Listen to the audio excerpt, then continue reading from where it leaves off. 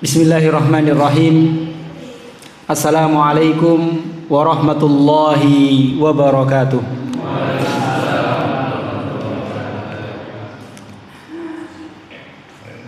Innal hamdalillah nahmaduhu wa nasta'inuhu wa nastaghfiruh wa na'udzu billahi min sururi anfusina wa sayyiati a'malina. May yahdihillahu fala mudhillalah wa may yudlil fala hadiyalah. Asyhadu an la ilaha illallah wahdahu la syarikalah wa asyhadu anna Muhammadan abduhu wa rasuluh. Qala Allahu jalla wa ala ya ayyuhalladzina amanu taqullaha haqqa tuqatih wa la tamutunna illa wa antum muslimun. Allahumma shalli wa sallim wa barik wa an'im ala nabiyyina wa habibina wa qudwatina Muhammadin wa ala alihi wa ashabihi wa man tabi'ahum bi ihsanin ila yaumiddin. Allahumma 'allimna ma yanfa'una wanfa'na bima 'allamtana warzuqna ilma. Allahumma ya muqallibal qulub tsabbit qulubana 'ala dinik wa ya musarrifal qulub sarrif qulubana ila ta'atik. Amma ba'du, kaum muslimin muslimat, jamaah kajian yang semoga senantiasa dimuliakan oleh Allah Subhanahu wa taala. Bapak Ibu, adik-adik, ya jamaah yang saya hormati, yang semoga senantiasa dirahmati oleh Allah Subhanahu wa taala. Alhamdulillah, senantiasa kita bersyukur kepada Allah Subhanahu wa taala atas banyaknya limpahan nikmat karunia yang Allah Subhanahu wa taala curahkan kepada kita. Sehingga pada kesempatan malam hari ini alhamdulillah kita dapat berkumpul di salah satu dari rumah-rumah Allah Subhanahu wa taala, tempat yang paling baik, tempat yang paling dicintai oleh Allah Subhanahu wa taala, dan di sini kita ya sama-sama menjalankan salah satu kewajiban kita yang merupakan amalan soleh yang paling dicintai oleh Allah Subhanahu wa taala, yaitu thalabul ilmi. Kita memohon kepada Allah agar Allah Subhanahu wa taala senantiasa memberikan, menambahkan kepada kita ilmu-ilmu yang bermanfaat, ilmu yang dapat menambah rasa takut kita kepada Allah Subhanahu wa taala, ilmu-ilmu yang bisa kita amalkan dan amalan yang semoga senantiasa diterima oleh Allah Subhanahu wa taala. Bapak Ibu, jamaah kajian rahimani Allahu wa iyyakum jami'an, insyaallah ya pada kesempatan malam hari ini kita akan ya melanjutkan membaca dan mengambil pelajaran-pelajaran dari hadis-hadis Nabi sallallahu alaihi wasallam yang dikumpulkan oleh Al-Imam An-Nawawi Asy-Syafi'i rahimahullah dalam kitab beliau Hadis Arba'in Nawawiyah. Dan sekarang ya kita sampai hadis yang keberapa, Bu? Hadis yang ke-6. Hadis yang ke-6. Hadis yang ke-6. Dulu alhamdulillah sudah kita baca, kita selesaikan hadis yang ke-5. Ya sekarang ya kita baca hadis yang ke-6. Saya bacakan teks hadisnya, hadis yang ke-6 dari kitab Hadis Arba'in Nawawi. An Abi Abdillah An-Nu'man ibni Bashirin radhiyallahu anhu maqal. Dari sahabat Abu Abdillah Nu'man bin Bashir, yang semoga Allah meridhai keduanya, yaitu beliau dan ayahnya. Beliau berkata, sami'tu Rasulullah sallallahu alaihi wasallam yaqul. Saya mendengar Rasulullah sallallahu alaihi wasallam bersabda, innal halala bayyin wa innal harama bayyin wa bainahuma umurun mushtabihat. Rasulullah bersabda, sesungguhnya perkara yang halal itu jelas dan perkara yang haram itu jelas, dan di antara keduanya, di antara perkara yang halal dan yang haram itu ada perkara yang samar-samar hukumnya. Apakah dia halal ataukah dia haram? La ya'lamuhunna katsirun minan nas yang mana perkara-perkara yang samar tersebut ya tidak diketahui oleh kebanyakan manusia. Hanya orang-orang tertentu, hanya para ulama yang mengetahui apakah hukumnya itu halal atau haram. Sehingga ya untuk sebagian kebanyakan kaum muslimin perkara tersebut hukumnya samar. Famanittaqa syubuhati faqad istabra li dinihi wa irdihi. Maka barang siapa yang menjaga dirinya untuk tidak melakukan perkara-perkara yang syubhat tadi, tidak melakukan perkara-perkara yang masih samar hukumnya, maka dia telah menjaga agama dan kehormatannya. Wa man waqa'a fi syubuhati waqa'a fil haram. Dan barang siapa yang terjatuh dalam perkara-perkara yang syubhat, yang masih samar hukumnya, maka dia akan terjatuh dalam perkara yang haram. Karra'i yar'a haulal hima yusiku ayyar ta'afi.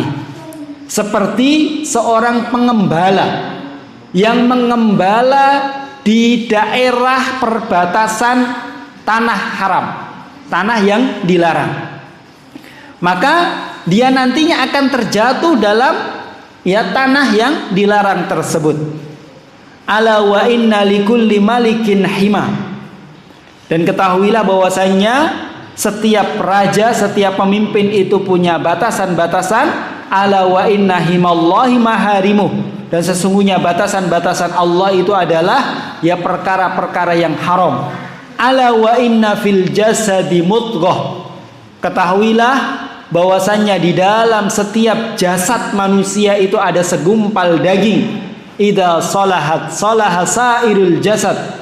Apabila segumpal daging itu baik, maka seluruh jasadnya akan baik.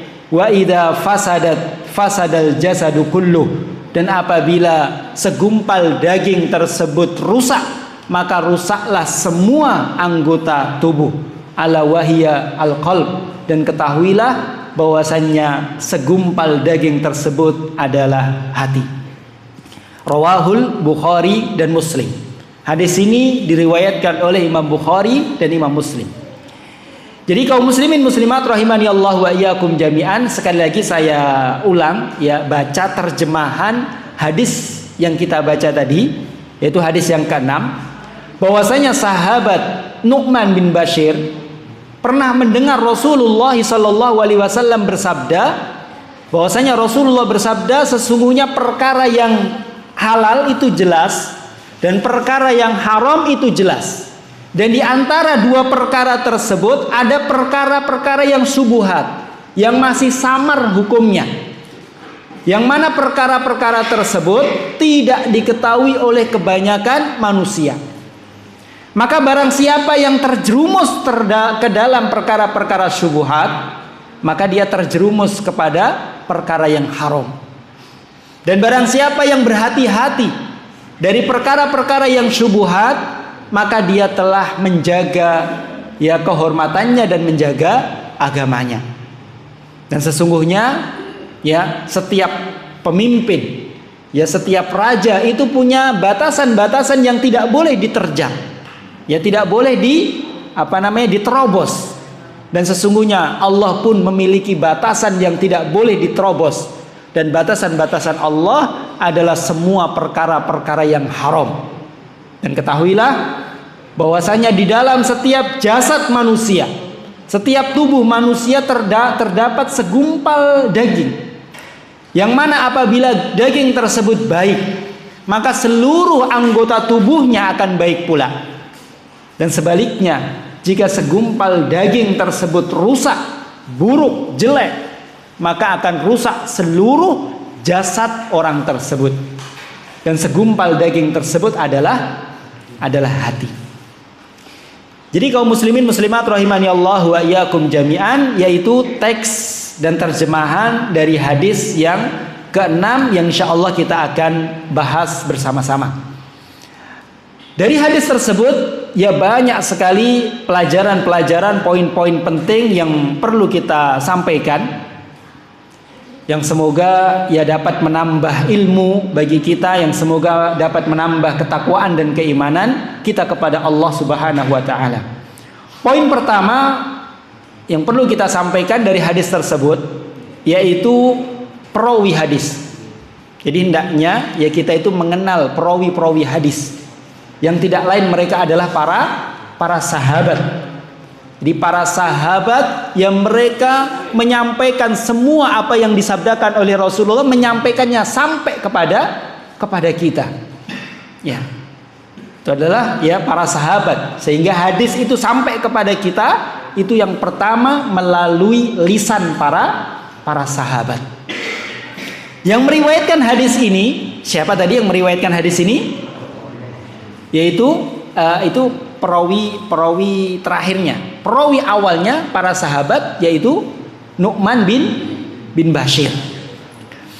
Nu'man bin Bashir, ya Bapak Ibu rahimani Allah wa iyyakum jami'an, ini adalah sahabat yang mulia, sahabat junior. Beliau adalah putra dari Bashir. Bashir itu juga seorang sahabat. Jadi beliau Nu'mannya sahabat, anaknya sahabat, ayahnya Bashir juga sahabat. Oleh karenanya kita mendoakannya dengan radhiyallahu anhuma. Semoga Allah meridhai keduanya, yaitu beliau dan ayahnya. Ya. Nu'man bin Bashir ini, ya ini lahir baru 2 tahun setelah Rasulullah hijrah. Ya, 2 tahun kurang. Ya, antara 14-16 bulan setelah Rasulullah hijrah ke Madinah.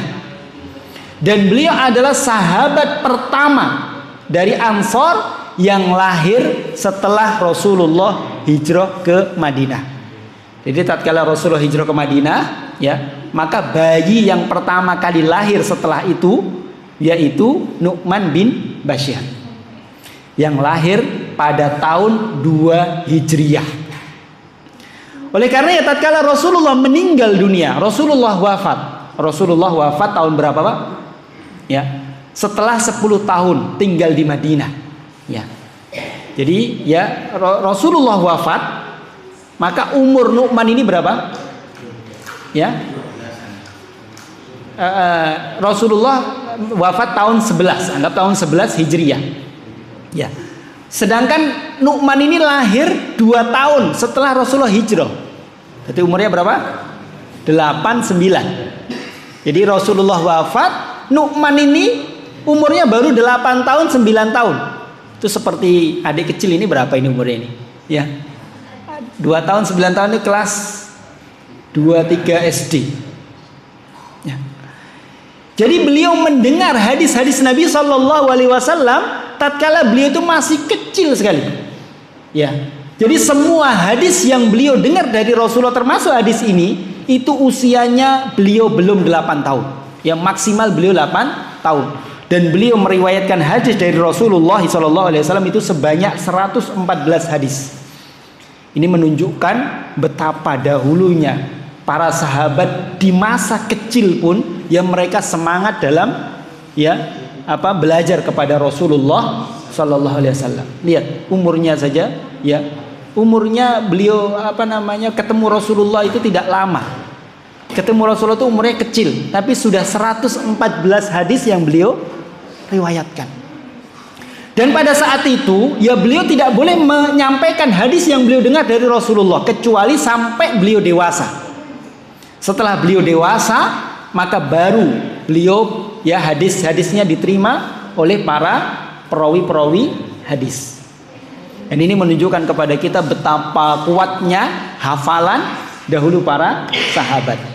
Ya, beliau mendengar ya hadisnya itu umurnya kecil, ya mungkin masih kecil seperti ini, menyampaikan hadisnya, menyampaikan kepada orang lain apa yang beliau dengar dari Rasulullah itu setelah beliau dewasa, dan itu diterima oleh para ulama. Itu boleh. Ya, anak kecil punya ilmu ya tentang agama, dia pintar dalam ilmu agama, tapi kalau menyampaikannya mungkin belum dipercaya, belum diterima karena masih kecil. Ya, nanti setelah dewasa baru ya ilmu-ilmunya boleh diterima, dan itu dibolehkan, itu diterima oleh para perawi-perawi hadis. Ya. Kemudian di antara hadis Nabi SAW yang beliau dengar adalah ini, hadis yang kita baca ini. Dan hadis ini adalah hadis yang sahih, karena diriwayatkan dikeluarkan oleh Imam Bukhari dan Imam Muslim. Ya.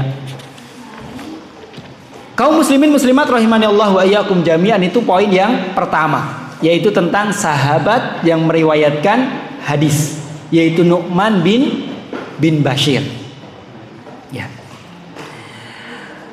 Kemudian yang kedua, poin yang kedua, faidah atau pelajaran yang dapat kita ambil dari hadis ini, kaum muslimin muslimat rahimani Allah wa iyyakum jami'an. Di dalam hadis ini Rasulullah SAW menjelaskan kalimat pertama beliau, yaitu innal halala bayyin wa innal harama bayyin. Sesungguhnya perkara-perkara yang halal di dalam Islam itu sudah jelas. Perkara yang haram pun sudah jelas. Maka ini menunjukkan kepada kita ya bahwasanya Rasulullah SAW itu telah menjelaskan semua hukum yang ada di dalam Islam ini. Semua syariat Islam, ya, semuanya telah disampaikan oleh Rasulullah SAW. Dan tidaklah Rasulullah SAW wafat kecuali setelah agama ini sempurna. Karena tugasnya Rasulullah itu menyampaikan agama Islam ini seluruhnya. Dan Rasulullah telah menyampaikan amanah tersebut. Oleh karenanya Allah tidak mewafatkan Rasulullah sampai ya beliau ya mengajarkan kepada kita semua ya tentang agama Islam ini dari A sampai Z. Dan Allah Subhanahu wa taala telah menegaskan dalam surat Al-Maidah, "Al-yauma akmaltu lakum dinakum." Telah aku sempurnakan bagi kalian agama kalian ini. Di agama Islam itu sudah sempurna. Semua kebaikan sudah dijelaskan oleh Rasulullah dan sudah diperintahkan. Semua keburukan sudah dijelaskan oleh Rasulullah dan Rasulullah pun sudah mewanti-wanti, sudah mengingatkan kita. Tidak ada kebaikan, ya. Tidak ada kebaikan yang mendekatkan diri kita kepada surga Allah kecuali Rasulullah sudah jelaskan dan Rasulullah sudah perintahkan. Dan tidak ada keburukan yang mendekatkan diri kita kepada neraka Allah kecuali Rasulullah pun sudah jelaskan dan Rasulullah pun sudah ingatkan agar kita tidak terjerumus ke dalam perbuatan tersebut. Jadi semuanya sudah jelas. Bahkan Rasulullah SAW ya beliau menegaskan, taraktukum alal baydha lailuha kanahariha. Saya tinggalkan kalian wahai umatku. Saya tinggalkan kalian ya itu dalam keadaan terang benderang. Tidak ada yang samar di dalam Islam ini. Semua sudah saya terangkan. Lailuha kanahariha. Bahkan malamnya saja seperti siangnya. Malam yang harusnya gelap itu karena sudah dijelaskan oleh Rasulullah jadi terang benderang. Jadi agama Islam ini jelas. Semua sudah dijelaskan oleh Rasulullah sallallahu alaihi wasallam. Ya. Dan Allah Subhanahu wa taala juga tegaskan dalam ayat yang lain, "Wa nazzalna 'alaikal Qur'ana tibyana likulli syai'." Dan kami telah turunkan kepadamu Al-Qur'an yang mana Al-Qur'an ini menjelaskan kepada kalian segala sesuatu dalam urusan agama. Jadi ya sekali lagi Bapak Ibu rahimani Allah wa iyyakum jami'an, ya agama Islam ini telah sempurna. Ya, dari A sampai Z telah dijelaskan oleh Rasulullah, ada dalam Al-Quran, ada dalam hadis-hadis Nabi SAW. Namun karena luasnya ilmu dalam agama Islam ini, ya kalau kita pelajari A sampai Z agama Islam ini sangat luas, ya maka ya banyak ya di antara kaum muslimin tidak bisa menguasai Islam ini secara sempurna seluruhnya. Bahkan para ulama menegaskan tidak ada satu orang pun, bahkan para sahabat sekalipun, bahkan sekelas Abu Bakar, Umar sekalipun, ya radhiyallahu anhum, yang mana mereka hidup lama bersama Rasulullah, ya, yang mengetahui Islam secara sempurna dari A sampai Z, tidak ada yang luput kecuali hanya Rasulullah sallallahu alaihi wasallam.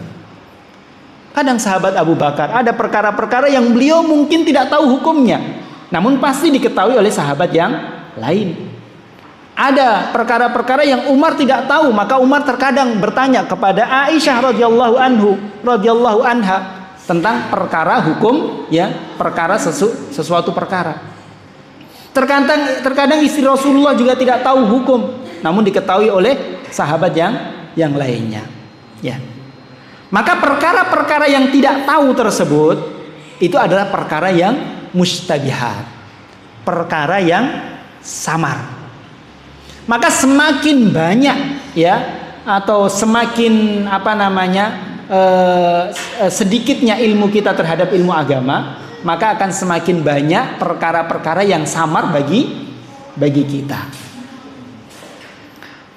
Maka poin yang berikutnya, bahwasanya perkara-perkara hukum di dalam agama ini dibagi oleh Rasulullah menjadi 3. Ya, dibagi menjadi 3, yaitu halal yang jelas halalnya, haram yang jelas haramnya, yang ketiga adalah perkara yang subhat, yang samar.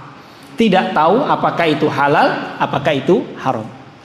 Tapi ingat, samarnya itu bukan tidak punya hukum. Samarnya itu dia punya hukum, pasti condong ke antara halal atau haram. Samar itu karena kita tidak tahu ilmunya. Kita tidak tahu ilmunya, padahal itu jelas itu halal atau itu haram, itu pasti.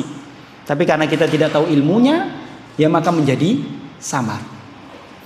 Maka kalau semakin sedikit ilmu kita tentang ilmu agama, ya semakin minim ya ilmu agama kita, maka akan semakin banyak perkara-perkara hukum-hukum yang hukumnya itu samar bagi kita, padahal jelas bagi mungkin orang lain, bagi para ulama. Gitu. Nah, kemudian ya kaum muslimin muslimat rahimani Allahu wa iyyakum jami'an.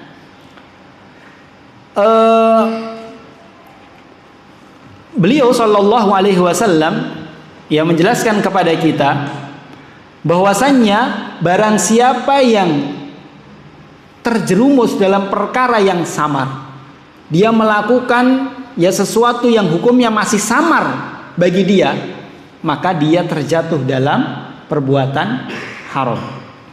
Ini kita nggak tahu nih, perkara nggak tahu hukumnya, ini boleh atau tidak dalam Islam. Ya ini halal atau haram, kita nggak tahu hukumnya. Sebelumnya mungkin kita jelaskan perkara-perkara yang halal, yang secara jelas halal itu banyak. Apa Pak? Yang secara jelas halal hukumnya yang kita tahu apa? Ya banyak makanan-makanan, ya buah-buahan yang baik, ya buah-buahan itu halal. Ya makanan-makanan, semua hewan laut, ikan-ikan itu semuanya halal dan jelas kita tahu hukum itu adalah halal. Nasi, air mineral, ya kita yakin kita tahu bahwasanya semua itu adalah halal. Jual beli yang memenuhi syarat itu halal, nikah itu halal, jelas. Yang haram pun ya jelas. Seperti apa Pak? Ya daging anjing, daging babi, kemudian bangkai, ya khamr, minuman-minuman memabukkan, itu jelas haram. Zina haram, ya mencuri haram, jelas kita tahu. Itu perkara yang jelas halalnya dan jelas haramnya. Perkara-perkara yang samar, ya perkara-perkara yang samar, apakah kita nggak tahu apakah itu halal atau haram, dan itu diantara perkara yang samar yaitu perkara yang diperselisihkan oleh para ulama. Ya, misalnya hukum daging buaya, apa Pak? Hukum daging buaya, hukum daging kura-kura, hukum daging kuda, ya itu ada hukumnya dan dijelaskan oleh para ulama, bahkan mungkin ada dalil yang menjelaskan hukumnya. Tapi kan kita mungkin tidak tahu karena keterbatasan ilmu, maka hukum itu menjadi samar. Itu menjadi samar. Nah, kata Rasulullah, barang siapa yang melakukan perkara-perkara hukum-hukum yang dia itu tidak tahu apakah halal atau haram, hukum yang samar, ya, masih samar, maka dia terjatuh dalam perbuatan yang haram. Ini nggak tahu ini hukum ini misalnya halal atau haram, dia nggak tahu, tapi dia terjang aja, sudah dia makan aja, dia lakukan saja, padahal nggak tahu halal atau haram, maka ya nantinya pasti dia terjatuh dalam perbuatan yang haram. Ya. Maka para ulama menafsirkan ya sabda Rasulullah tersebut, barang siapa yang melakukan perkara yang samar, maka dia terjerumus dalam perkara yang haram. Yang pertama karena Orang yang mudah-mudahan dalam melakukan perkara-perkara yang masih samar, maka dia akan mudah-mudahan dalam melakukan perkara yang haram. Ya, ini yang pertama. Kemudian yang kedua, ya, kalau dia banyak mengambil perkara-perkara yang masih samar, tapi dia tetap lakukan, maka di antara perkara yang masih samar tersebut pasti ada ya yang hukumnya itu padahal adalah haram. Maka barang siapa yang ya terjerumus dalam perkara yang samar, maka dia terjerumus dalam perkara yang haram. Maka bagaimana ya kewajiban kita terhadap perkara hukum yang masih belum jelas bagi kita apakah halal atau haram? Maka ya petunjuk Rasulullah SAW yang kita baca dalam hadis tadi, yaitu kita menjauhi perkara yang masih samar. Kita jauhi. Jangan kita lakukan sampai jelas bagi kita bahwasanya hukumnya itu adalah boleh. Selama hukumnya kita belum tahu, maka kita ya tidak melakukannya. Ya, misalnya daging buaya atau daging kuda, misalnya daging kuda ini kita nggak tahu ini halal atau haram ini. Ya, kita belum tahu. Maka jangan terburu-buru kita boleh paling ya. Jangan begitu. Ya, nanti takutnya ternyata haram, ternyata mungkin gitu. Tapi ya bagaimana sikap kita? Kita jangan dulu lah. Ya, kita cari tahu dulu ini hukumnya halal atau haram. Bisa lihat ya hadis-hadis, ya bisa lihat di dalam bab fikih, atau bisa tanya ya fas'alu ahla dzikri in kuntum la ta'lamun. Tanyalah kepada para ulama, orang-orang yang memiliki ilmu kalau kalian tidak mengetahui. Setelah tahu itu hukumnya halal, maka baru makan, tidak apa-apa. Karena sudah tahu hukumnya haram, ya sudah jauhi. Ya. Dan kuda ya hukumnya halal. Ya, hukumnya halal disebutkan dalam beberapa hadis. Buaya, Pak? Buaya halal atau haram? Daging buaya. Ya. Perselisihan para ulama. Ya. Ya, perselisihan. Namun perselisihan itu dibangun di atas buaya itu hewan darat atau laut. Kalau hewan laut semuanya halal, kalau hewan laut. Cuma masalahnya buaya itu di laut dan di darat. Ya hewan apa sih, Pak? Ya makanya para ulama berselisih pendapat ya karena itu. Ya, mayoritas para ulama yaitu mengharamkan. Tapi justru yang mendekati kebenaran kalau memang buaya ini adalah hewan laut, karena seringnya kebanyakan di laut, kebanyakan di air, maka dia halal. Ya. Dan kura-kura dan yang lainnya ya kalau binatang laut maka halal. Ya. Ini perkara-perkara yang syubhat. Maka kewajiban kita jangan terburu-buru ya mengambil tindakan, mengambil langkah ya padahal kita belum tahu hukumnya. Cari tahu dulu ya, setelah tahu kita pastikan itu halal, itu boleh, maka baru kita kerjakan. Ya.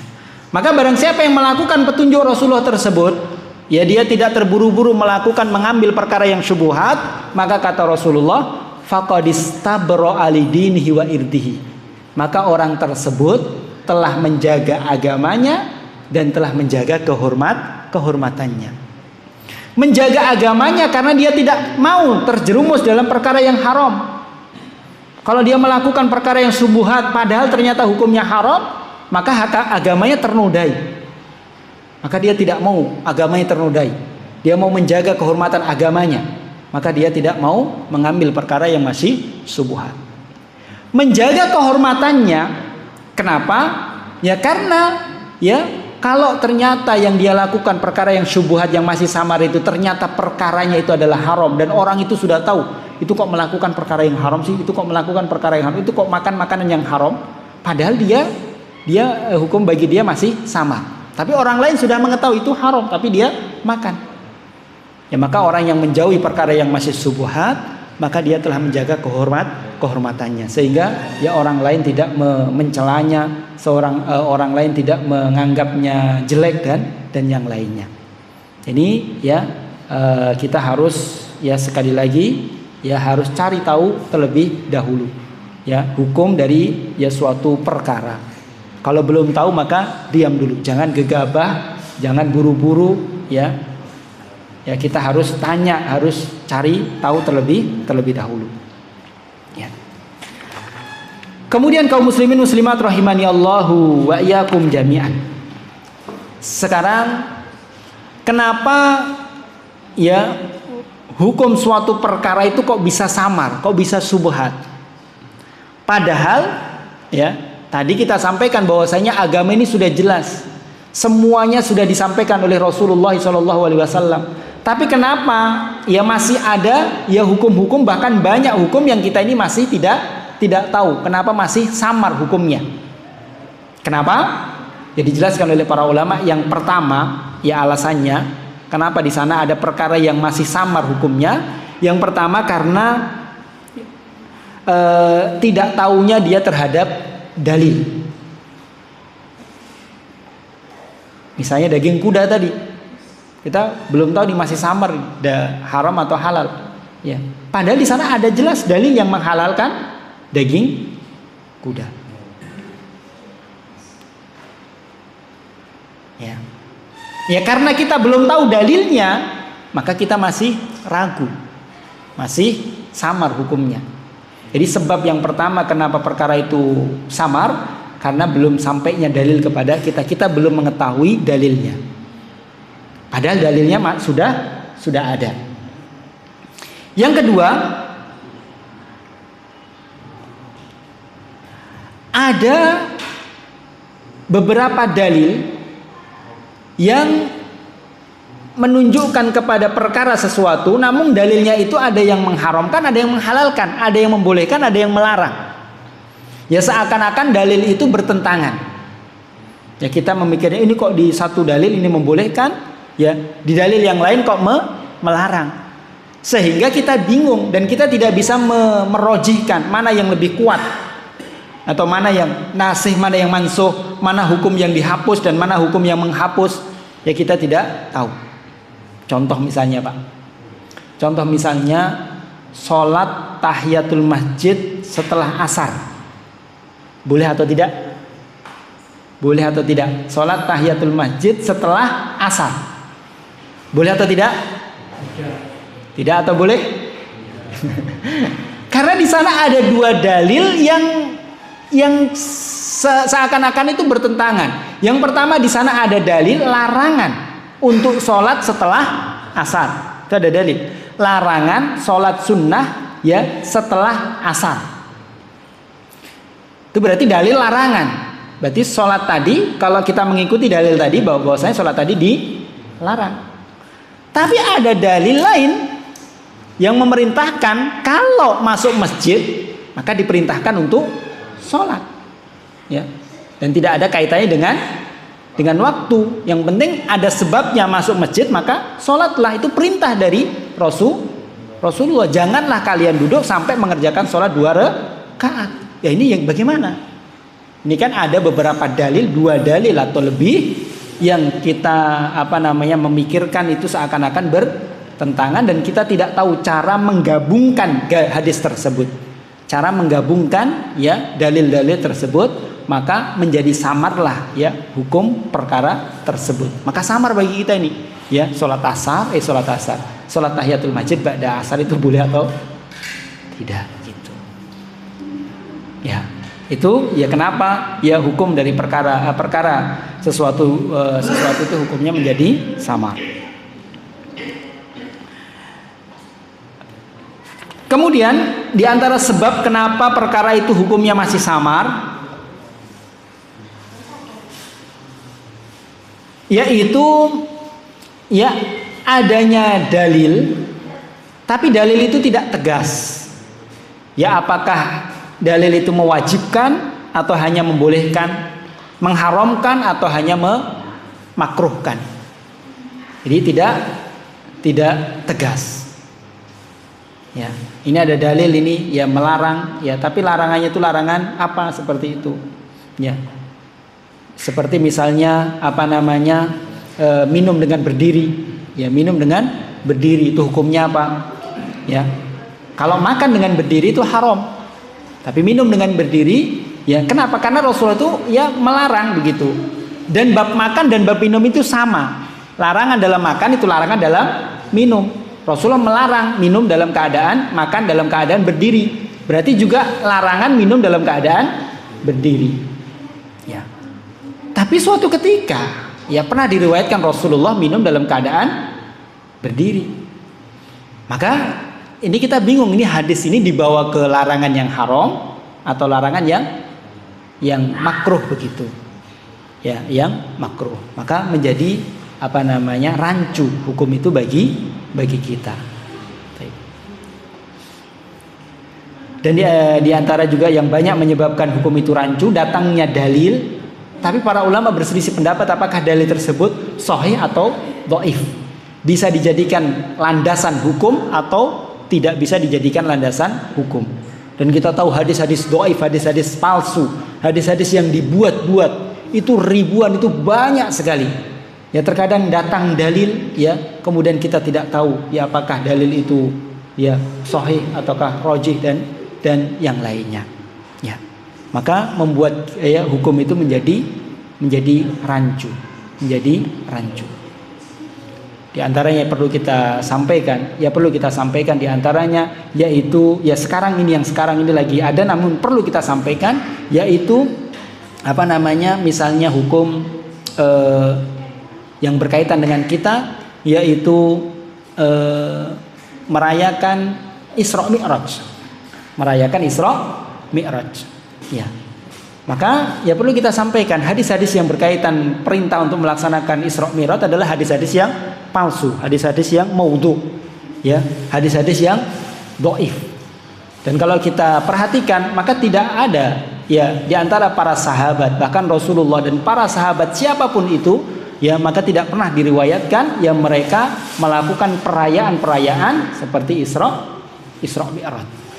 Ya bahkan peristiwa Isra Mi'raj sendiri yaitu diperselisihkan oleh para ulama dan tidak ada yang bisa memastikan kapan terjadinya kecuali tahunnya saja berselisih. Ya, tahunnya terjadi Isra Mi'raj saja berselisih. Apakah 1 tahun sebelum hijrah ataukah 3 tahun sebelum hijrah? Ya, 1 tahun sebelum hijrahnya Rasulullah ke Madinah atau 3 tahun sebelum hijrahnya Rasulullah ke Madinah. Tahunnya saja berselisih. Ya, bulannya maka tidak ada kesepakatan para ulama. Walaupun yang tersebar di kalangan kita yaitu bulan Rajab. Sekarang ini bulan Rajab. Apalagi tanggalnya, harinya, maka tidak ada kesepakatan para ulama, tidak ada yang memastikan kapan pastinya terjadi, tanggal berapa, bulan apa. Ya peristiwa Isra Mi'rajnya Rasulullah sallallahu alaihi wasallam, ya maka hukum itu menjadi rancu, ya karena ya sebagian menganggap hadisnya hadis yang sahih, ya sebagian menganggap hadisnya hadis yang dhaif. Ya, itu. Kemudian ya kaum muslimin muslimat rahimani Allahu wa iyyakum jami'an, maka dari sini dari apa yang kita sampaikan tadi, ya kan, maka ini mendorong bagi kita perlunya kita itu untuk banyak-banyak belajar tentang hukum-hukum di dalam Islam. Masih banyak sekali ya perkara-perkara yang belum kita ketahui, padahal harus kita ketahui. Maka ya ini dorongan bagi kita untuk semangat dalam menuntut ilmu agama. Perkara-perkara tentang sholat, ya bagaimana banyak sekali perkara tentang sholat yang masih samar hukumnya bagi kita. Bagaimana cara ruku, bagaimana cara mengangkat kedua tangan, ya kemudian bagaimana, ya banyak sekali. Ya maka ini ya motivasi bagi kita untuk semangat belajar ilmu agama. Terlebih lagi nanti masalah jual beli, masalah nikah dan yang lainnya, ya maka ini ya banyak sekali. Dan padahal Rasulullah SAW mengatakan apa? Barang siapa yang melakukan perkara yang masih samar hukumnya, maka dia terjatuh dalam perbuatan yang haram. Padahal banyak sekali perkara yang masih samar. Ya. Maka ya hendaknya kita ya semangat dalam belajar ilmu agama. Kemudian kaum muslimin muslimat rahimani Allah wa iyyakum jami'an. Di akhir hadis Nabi Shallallahu Alaihi Wasallam menyebutkan bahwasannya di dalam setiap jasad manusia ada segumpal daging. Segumpal daging yang mana daging tersebut adalah hati. Kata Rasulullah sallallahu alaihi wasallam, "Idza salahat salahal jasadu kulluh." Kalau hati itu baik, maka manusia itu akan baik, semuanya akan baik. Lisannya baik, penglihatannya baik, tangannya baik, kakinya baik, semuanya akan baik. Jadi kunci. Sebaliknya, kalau hati manusia ini sudah rusak, buruk, jelek hatinya, ya maka seluruh jasadnya akan jelek pula. Tangannya akan jelek, ya lisannya pun akan jelek, ya penglihatannya pun, pendengarannya juga akan jelek. Ya maka ini menunjukkan kepada kita betapa besarnya kedudukan hati. Jadi Rasulullah SAW ingin menyampaikan kepada kita satu pesan bahwasannya ya hati ini memiliki peranan yang sangat penting bagi ya baik dan buruknya manusia. Ya, banyak sekali keutamaan hati dibandingkan dengan anggota tubuh yang lainnya. Yang pertama disebutkan dalam hadis bahwasanya hati ini barometer baik dan buruknya manusia. Kalau hatinya baik maka seluruh jasadnya, seluruh anggota tubuhnya baik. Kalau hatinya buruk, rusak, maka seluruh anggota tubuhnya akan rusak pula. Kemudian yang kedua juga diantara agungnya kedudukan hati, ya, keutamaan hati, bahwasanya hati ini adalah tempat niat. Ya. Para ulama sepakat niat itu letaknya ada dalam hati. Kata para ulama, an-niyatu mahalluha al-qalb. Niat itu tempatnya ada di dalam hati. Dan kita tahu bahwasanya semua amal ibadah tidak akan diterima oleh Allah Subhanahu wa taala sampai ibadah itu ya diniatkan karena Allah Subhanahu wa taala. Jadi niatnya ikhlas karena Allah. Maka bisa kita tarik kesimpulan bahwasanya semua amal ibadah ini tidak akan diterima ya kecuali di situ harus ada peranan hati. Hatinya itu harus ya ikhlas karena Allah Subhanahu wa taala. Maka dari sini kita sampaikan ya niat itu bukan di lisan. Niat itu bukan ada di lisan, tapi niat itu ada di dalam hati. Maka tidak perlu diucapkan dalam lisan. Ini kalau diucapkan dalam lisan maka repot karena semua ibadah harus diniatkan. Maka nanti semua ibadah harus kita ucapkan dan agama ini mudah. Ya, agama ini mudah. Ya. Maka ini merupakan keutamaan hati. Karena semua ibadah itu harus diiringi dengan niat di dalam hati. Kemudian yang ketiga yang menunjukkan tentang agungnya, tingginya kedudukan hati, bahwasanya hati ini tempat tertuju pandangan Allah Subhanahu wa taala kepada manusia. Jadi Allah Subhanahu wa taala akan melihat manusia, menilai manusia itu dari hatinya. Ya. Bukan dari rambutnya bagus atau tidak, bukan dari perawakannya dia gotot atau kurus, bukan dari warna kulitnya dia warna kulit hitam atau putih, tidak. Allah tidak memandang ya jasad manusia. Tapi yang Allah lihat, yang Allah jadikan barometer baik dan buruknya seorang hamba adalah hatinya. Rasulullah bersabda, "Innallaha la yanzuru ila suwarikum wala ajsamikum, walakin yanzuru ila qulubikum wa amalikum." Kata Rasulullah, sesungguhnya Allah itu tidak melihat bentuk tubuh kalian, tidak. Allah tidak melihat jasad-jasad kalian, tidak, karena semua itu adalah pemberian Allah. Tapi yang Allah lihat adalah hati kalian.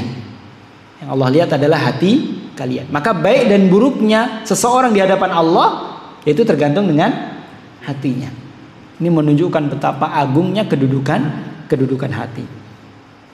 Dan di antara juga yang menunjukkan agungnya, tingginya kedudukan hati kaum muslimin muslimat rahimani Allah wa iyyakum jami'an, bahwasanya amal ibadah hati itu lebih utama daripada amal ibadah anggota badan.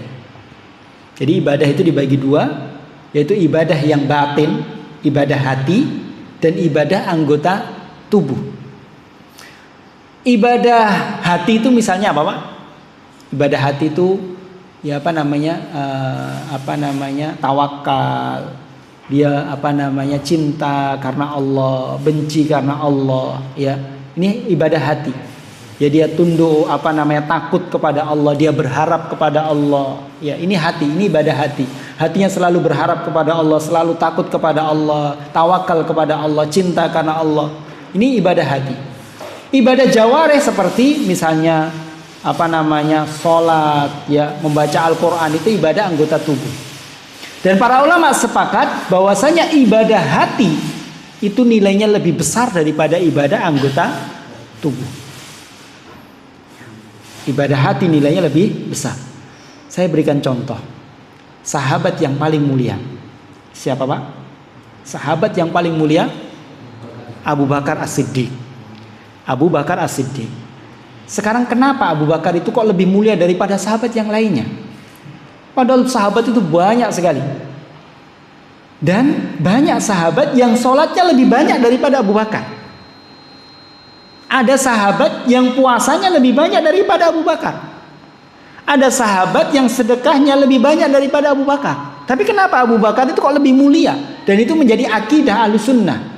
Kita harus meyakini Abu Bakar itu lebih mulia daripada semua sahabat yang lainnya. Kenapa? Karena hatinya. Karena hatinya Abu Bakar. Makanya para ulama mengatakan, ma sabaqahum Abu Bakrin bikasratis salat wala zakat wala siyam. Abu Bakar itu mengungguli para sahabat yang lainnya bukan karena banyaknya sholat, bukan banyaknya puasa, bukan banyaknya zakat. Walakin mastaqarra ala qalbi. Tapi ya, apa yang tertancap di dalam hatinya. Ya. Amalan hati, keimanan, ketakwaan, amalan hati Abu Bakar tidak bisa ditandingi oleh sahabat yang lain. Makanya beliau dijuluki dengan As-Siddiq. As-Siddiq itu yang membenarkan, hatinya selalu membenarkan. Ya. Dan di antara bukti juga bahwasanya amalan hati ini lebih mulia, Rasulullah itu pernah bersabda, la tasubbu ashabi. Janganlah kalian mencela sahabatku. Tidak boleh kita mencela sahabat Rasulullah. Kata Rasulullah, lau anna ahadakum anfaqa misla uhudin dahaban ma balagha mudda ahdihim wala nasifahu. Kenapa? Karena seandainya kalian, salah seorang di antara kalian berinfak emas sebesar satu gunung Uhud. Ini berinfak emas sebesar satu gunung Uhud, itu berapa ton itu, Pak? Itu nilainya itu kalau dirupiahkan itu udah nggak ternilai. Itu kata Rasulullah, seandainya kalian wahai manusia selain para sahabat menginfakkan sebanyak itu, emas sebesar gunung Uhud, maka infak kalian tidak bisa menandingi satu genggam gandum, satu genggam tepung yang diinfakkan oleh para sahabat. Jika seandainya sahabat itu menginfakkan hanya satu genggam tepung, 1 kilo tepung saja, maka itu lebih baik daripada emas satu sebesar gunung Uhud. Apa yang membedakan? Secara kuantitas jelas lebih banyak emas, secara kuantitas. Tapi yang membedakan adalah kualitas hati. Tatkala para sahabat sedekah, infak, maka hatinya itu luar biasa. Bagaimana berharapnya kepada Allah, bagaimana dia ikhlasnya kepada Allah, bagaimana keimanannya dia kepada Allah, yakinnya kepada Allah yang tidak bisa ditandingi oleh manusia selain para sahabat. Makanya amalan hati ini lebih besar daripada amalan anggota tubuh. Ini menunjukkan ya kedudukan hati ya yang sangat tinggi yang perlu kita perhatikan, dan kita harus memperhatikan hati. Kenapa? Ya, kita harus menjaga hati kita ini melebihi kita menjaga lisan kita, melebihi kita menjaga tangan kita, ya. Karena hati ini mudah sekali bolak-balik. Mudah sekali hati ini ya bolak-balik. Ya, terkadang ini hati ini ya baik, namun sebentar saja dia jadi jelek niatnya kemudian jadi baik, kemudian jadi jelek lagi. Ini mudah sekali. Ya. Kata Rasulullah SAW tatkala ditanya Ummu Salamah, salah satu istri beliau. Ummu Salamah bertanya kepada Rasulullah, ya Rasulullah, kenapa sih doa yang paling sering engkau ucapkan itu doa ya muqallibal qulub tsabbit qalbi ala dinik. Wahai zat yang membolak-balikkan hati, tetapkan hatiku di atas agamamu. Kenapa kok doa itu paling sering engkau ucapkan ya Rasulullah? Ini Rasulullah yang sudah dijamin, ya, masih berdoa, ya muqallibal qulub tsabbit qalbi ala dinik. Maka apa kata Rasulullah? Ya Ummu Salamah, ya, annahu laisa adami illa wa qalbuhu baina al-usba'aini min asabiillah. Wahai Ummu Salamah, ya, tidaklah manusia itu, semua manusia itu, kecuali hatinya itu ada di antara dua jemari Allah.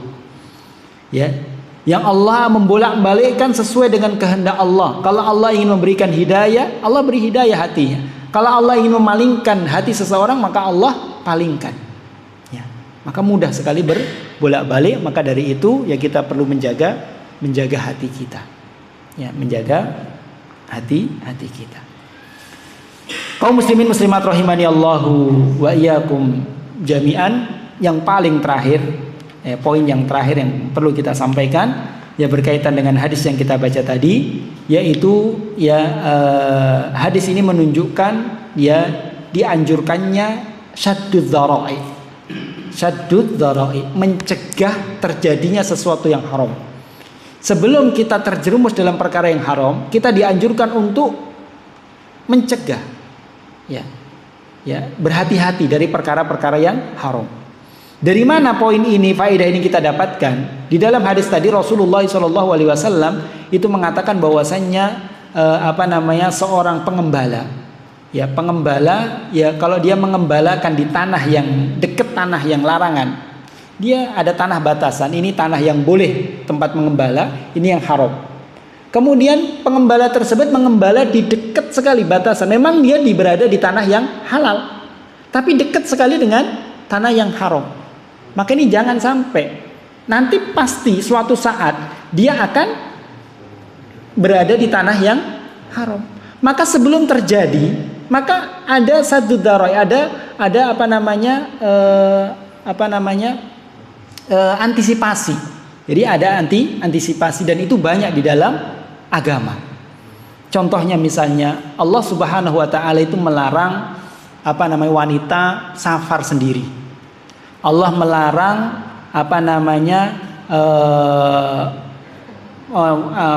seorang itu laki-laki berkholwat dengan wanita. Artinya berkholwat itu bercampur bau. Walaupun tidak bersentuhan, ya, tapi nggak boleh bercampur bau. Itu Allah larang. Allah melarang, ya, laki-laki untuk melihat wanita yang bukan mahramnya dan seterusnya. Itu larangan tersebut itu hanya untuk mencegah terjadinya larangan yang besar, yaitu zina.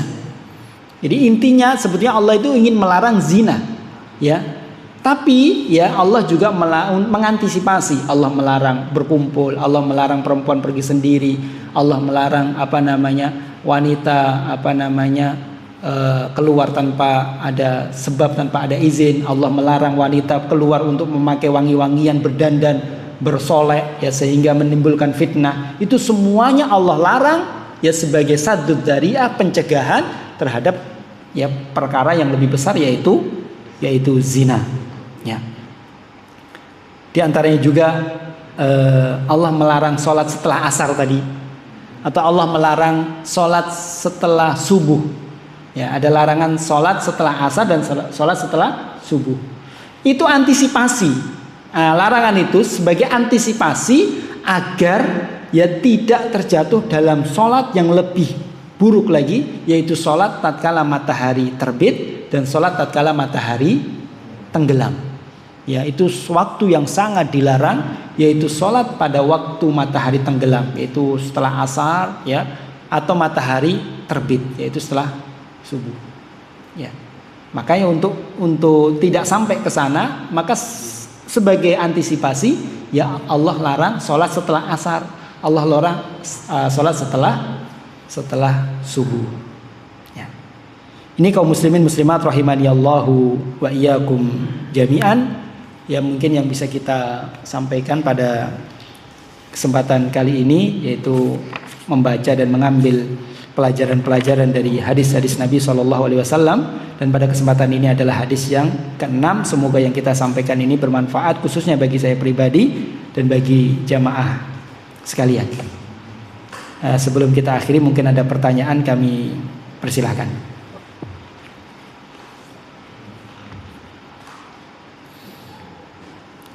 Kalau tidak ada, kita cukupkan. Kita cukupkan dengan doa kafaratil majlis. Subhanakallahumma bihamdika asyhadu an la ilaha illa anta astaghfiruka wa atubu ilaik. Wassalamualaikum warahmatullahi wabarakatuh.